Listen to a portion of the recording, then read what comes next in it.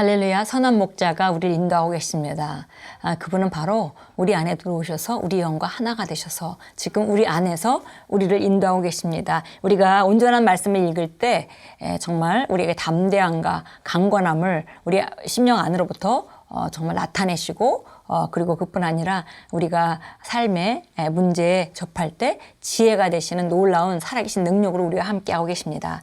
5월 4일입니다. 오늘 목요일이고요. 오늘 우리가 나누는 말씀은 말씀을 실행하십시오라는 그런 제목입니다. 하나님의 말씀을 실행하라 이렇게 되어 있습니다. 야고보서 1장 25절 같이 읽겠습니다. 자유롭게 하는 온전한 율법을 들여다보고 있는 자는 듣고 잊어버리는 자가 아니요 실천하는 자니 이 사람은 그 행하는 일에 복을 받으리라. 자유롭게 하는 온전한 율법, 이것이 우리가 새로운 그 말씀의 정말 법인데요. 자유롭게 하는 온전한 율법. 율법은 우리를 자유롭게 할 수가 없고 원래 정죄하는 것이죠. 그리고 율법은 온전하지도 못합니다. 그런데 우리가 보는 이 복음 안에 있는 이 법은 바로 자유롭게 하는 온전한 율법이라 했습니다. 우리가 들여다볼수록 우리를 더 온전케 하는 완벽한 완벽한 법입니다. 그래서 듣고 잊어버린 자가 아니요 실천하는 자다. 그래서 그 사람은 듣는 것으로 복을 받는 것이 아니라 듣고 행함으로 말미암아 복을 받는다 그랬습니다. 읽겠습니다. 그리스도인으로서 당신이 하나님의 말씀을 행하는 것은 자연스러운 것입니다. 왜냐하면 당신은 말씀으로 거듭났기 때문입니다. 이것은 당신이 말씀의 본성을 가지고 있다는 것이며 즉 당신에게 말씀을 행할 수 있는 능력이 주어졌다는 의미입니다. 단순하게 말씀을 실행하는 것이 탁월하고 승리하는 인생을 위한 열쇠이며 거기에 축복이 있습니다.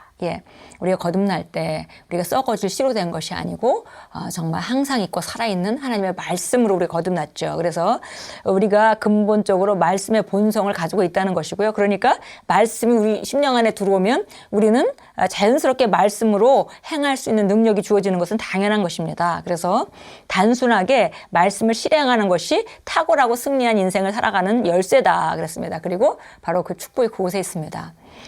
듣고 안다고 해서 되어지는 것이 아니라 그 말씀을 내가 믿고 그 믿는 대로 생각하고 말하고 행동할 때 그것이 바로 우리가 말씀으로 기능한다 이렇게 표현하기도 하고요. 영으로 기능한다라고 표현하기도 하고 말씀을 행하는 자가 된다 이렇게 표현을 할 수 있겠죠. 문제는 어떤 그리스도인들이 말씀을 행하는 법을 모른다는 것입니다. 그들은 말씀을 행하는 것이 그냥 말씀에 복종하는 것이라고 생각합니다. 그렇지 않습니다. 비슷하게 들릴 수도 있지만 말씀을 행하는 것과 복종하는 것은 다릅니다. 구약 시대의 사람들은 하나님의 말씀에 복종해야 했습니다. 그러나 신약 시대에 사는 우리는 말씀에 복종하지 않습니다. 우리는 그냥 말씀을 행합니다. 구약에서 말씀은 외적인 힘이었지만 신약에서 말씀은 내적인 힘입니다. 오늘날 말씀은 우리 안에 살아 있습니다. 우리는 말씀으로 태어났으므로 말씀과 하나입니다.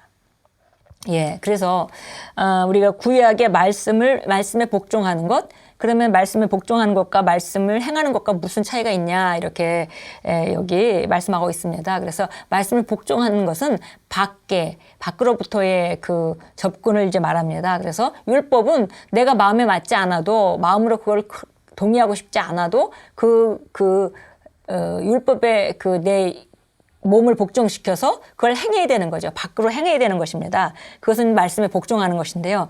우리가 말씀을 행한다라고 하는 그 신약식의 개념은 우리가 말씀으로 거듭나서 그 말씀을 알고 그 말씀을 가슴에 품고 그 가슴으로부터 그렇게 생각하고 그렇게 말하고 그렇게 행동함으로 말미암아 행동까지 나아가는 것, 그것이 바로 말씀 행한다 하면 되겠습니다. 그렇게 생각하면 되겠습니다. 만일 당신이 말씀과 일치하지 않는 생명이나 본성을 가졌다면 당신은 말씀에 복종해야 할 것입니다. 그러나 하나님의 말씀이 당신의 생명이고 거울 원리를 통해 하나님께서는 당신이 말씀을 실행할 수 있게 하셨습니다. 우리가 거듭나지 않고 말씀의 본성이 아니라면은 그러면은 구약 사람들과 같이 그런 그 죄의 본성을 가지고 있다면은 말씀에 복종을 해야 되는 것입니다. 율법을 지켜야 되는 것이죠.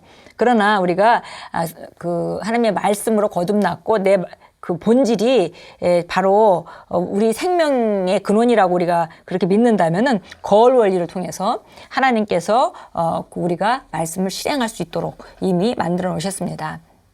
말씀의 작동 방식은 이렇습니다. 하나님의 말씀은 하나님의 거울입니다. 성경은 누구든지 말씀을 듣고 행하지 않으면 그는 거울로 자기의 생긴 얼굴을 보는 사람과 같아서 제 자신을 보고 가서 그 모습이 어떠했는지 곧 잊어버리는 것이라고 말씀합니다. 이 말은 하나님께서 그분이 말씀을 통해 당신을 보듯이 당신도 자신의 모습을 보고 그에 따라 행동하기를 기대하신다는 뜻입니다. 예. 그래서 말씀 어떻게 작동하는지를 얘기하고 있는데요. 거울 원리를 우리가 들을 수 있습니다. 그래서 야고보서 1장 23절 24절에서 나오는 것이 거울을 들여다보고 내가 이렇게 생겼구나. 그리스도 안에서 나는 이런 자구나. 나는 이런 것을 가지고 있구나. 이런 것을 할 수 있구나. 라고 이렇게 보고 나서 돌아가서 살아갈 때는 자연인으로서 세상 사람과 똑같이 살아간다면 바로 그는 자기 얼굴을 보고 생긴 얼굴을 잊어버리는 사람과 같다 그랬습니다. 그런데 정말 그렇지 않고 말씀을 행하는 사람은 가서 내가 이런 자구나. 내가 이것을 가지고 있거나 이것을 할 수 있구나. 보고 나서 삶에 돌아가서도 그것을 잊어버리지 않고 그대로 생각하고 말하고 행동한다는 것입니다. 예, 그것이 말씀을 행하는 자입니다. 여기서 예를 들었는데요. 한번 읽겠습니다. 예를 들어 말씀은 당신이 그리스도와 함께한 공동 상속자라고 말씀하기 때문에 당신은 파산에 대해 얘기하거나 빈곤한 사람처럼 살아서는 안 됩니다. 온 세상은 그리스도께 속한 만큼 당신에게 똑같이 속해 있습니다. 모든 것이 당신의 것입니다. 예. 고린도 전서 3장 21절에도 나와 있죠. 너희가 아무도 자신을 자랑하지 말라 이렇게 얘기하면서 이 세상이 모두 너희 것이기 때문이라 이렇게 말합니다. 예, 그래서 정말 네 주변에 있는 아볼로나 바울이나 게바나 현재나 장래나 사망이나 생명이나 어떤 것도 다 너희 것이고 그리고 너희는 그리스도의 것이며 그리스도는 하나님의 것이니라. 그래서 우리가 그리스도 안에 속해 있다면 이 땅의 모든 권세가 우리에게 주어져 있다는 것을 정확하게 성경이 말씀해 주고 있습니다. 그러니까 우리가 파산에 대해서 걱정하거나 빈곤한 사람처럼 걱정하고 두려워하는 말로 살아서는 안 된다는 것입니다. 왜냐하면 성경이 바로 이 온 세상이 아버지 것인데 그 얘는 바로 예수님이 아버지께 속해 있기 때문에 그리스도의 것이고 내가 바로 또 그리스도에 속해 있기 때문에 그것이 내 것이라고 정확하게 말씀하고 있기 때문입니다. 그렇다면 우리는 이 세상의 모든 것은 나의 것입니다라고 말하고 생각하고 행동하고 그리고 상황들이 왔을 때 뚫고 나가고 하는 그것이 바로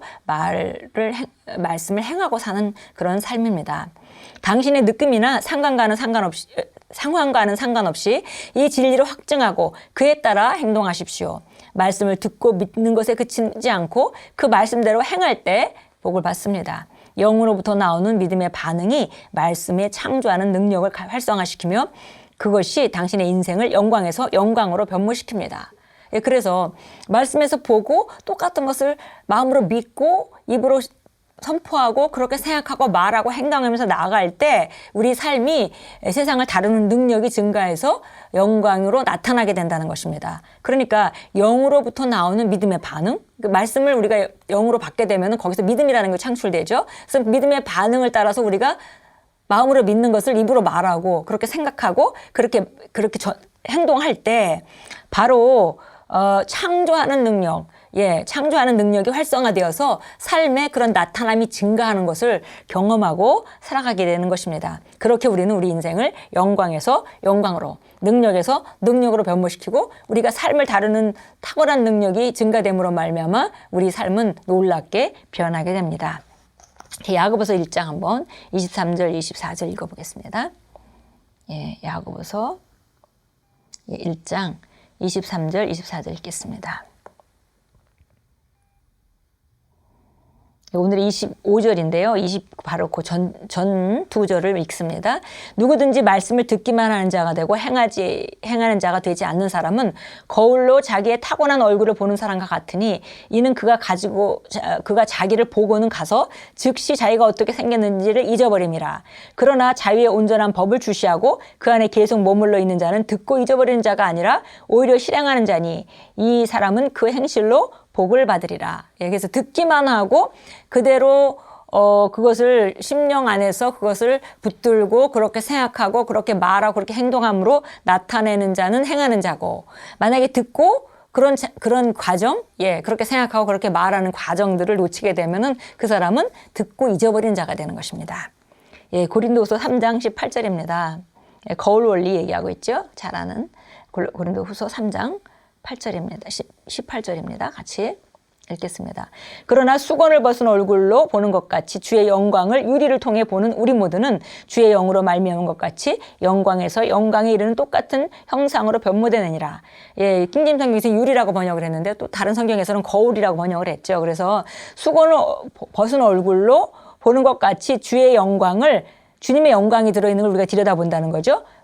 거울을 통해서. 근데 거울에는 바로 누가 들어있냐면 하나님이 바라보는 내가 들어있습니다. 그 거울에는 바로 하나님이 바라보는 내가 들어있습니다. 그래서 나는 어떤 자이고 나는 무엇을 가지고 있고 무엇을 할 수 있는가를 보지요.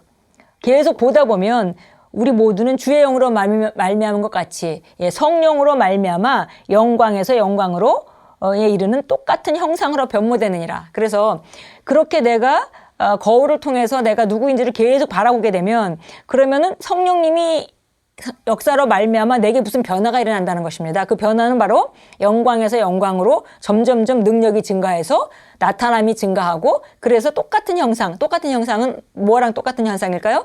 거울에 있는 나랑 똑같은 형상, 말씀이 말하는 나랑 똑같은 형상, 다른 말로 말하면 하나님께서 나를 어떻게 보고 계신지 똑같은 형상으로 내가 세상에 나타나게 된다는 것입니다. 예, 디모데전서 4장으로 가겠습니다. 예, 디모데전서 4장으로 가겠습니다. 4장 15절입니다. 예, 이 일들을 묵상하고 이 일들에 전념하여 너의 진전이 모든 사람들에게 드러나게 하라. 예, 우리가 정말 읽는 것과 권고하는 것과 교리를 가르치는 것에 전념하고 또 우리 안에 있는 은사를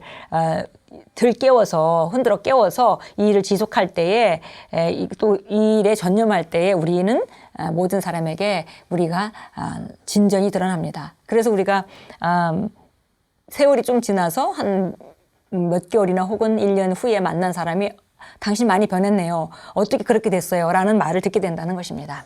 예, 기도하겠습니다. 사랑하는 아버지, 아버지의 말씀이 제 안에 놀랍게 역사하여 결과를 만들어내는 것에 감사드립니다. 제 삶은 아버지의 영광을 위한 것입니다. 저는 성령의 탁월함을 나타내고 모든 선한 일에 열매 맺고 풍성해지며 의의 결말을 나타냅니다. 예수 이름으로 기도합니다. 예, 말씀을 행하는 자, 그것이 바로 신약의 하나님 자녀들이 영으로 기능하는 법이며 이것이 바로 우리가 승리하도록 만들어진 그런 법입니다. 예, 말씀을 정말 공부하고 또 말씀을 고백하고 또 방언으로 기도하면서 성령을 활성화시킴으로 말미암아 말씀이 행하는 자, 그렇게 생각하고 그렇게 말하고 그렇게 행동해서 많은 진전을 보이는 그런 하루로 만들어 가십시오. 빈 시간에 주님의 말씀과 교통하고 방언으로 기도하고 영으로 기도하는 그런 귀한 시간을 만든다면 오늘도 우리가 우리 안에 영광에서 영광으로 더 전진하는 하루가 될 것입니다.